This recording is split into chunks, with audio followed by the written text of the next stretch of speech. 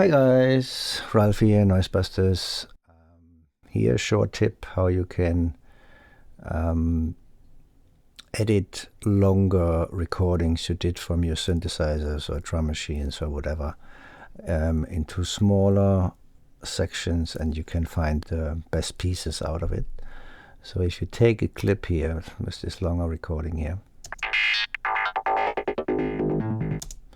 and then you right click and say slice fold, it's fold to takes, and then let's say we want to have only 2 bars, so you get 8 takes. If I press OK, I have the full section here now, and I can just select what I would love to have. It's just randomly do stuff just to see for you how that works.